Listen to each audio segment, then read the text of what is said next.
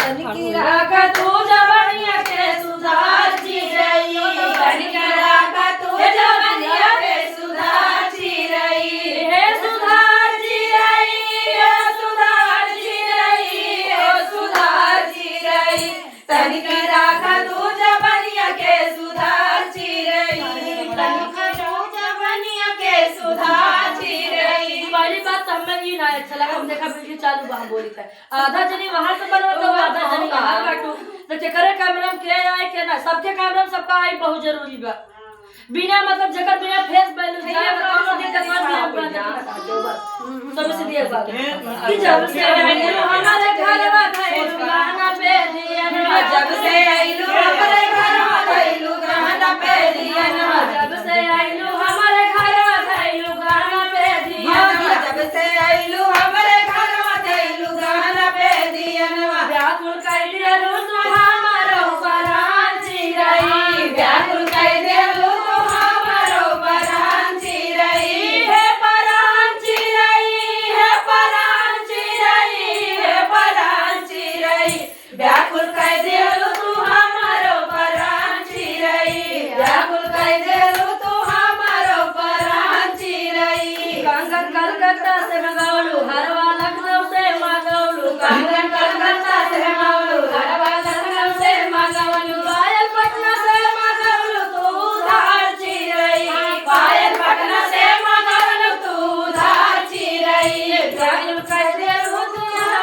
हमार चिरई व्याकुल कइले रू तू हमार चिरई व्याकुल कइले रू तू हमारो परान चिरई व्याकुल कइले रू तू हमारो परान चिरई सुन के नारी के बचनिया चल गे राजा के बदनिया सुन के नारी के बचनिया चल गे राजा के बदनिया तनिकी राख तू जवनिया के सुधार चिरई तनिकी राख तू जवनिया के सुधार चिरई तनिकी राख तू जवनिया के सुधार चिरई तनिकी राख तू जवनिया के सुधार चिरई हे सुधार चिरई हे सुधार चिरई हे सुधार चिरई तनिकी राख तू जवनिया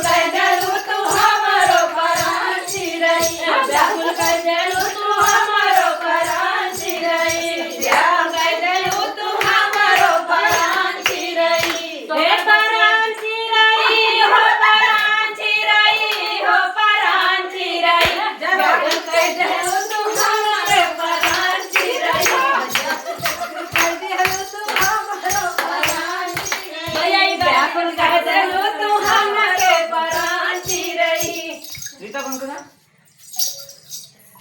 जिया अच्छा शांत हो गए शांत हो गए तो फिर चलिए आगे जैसे कबूतर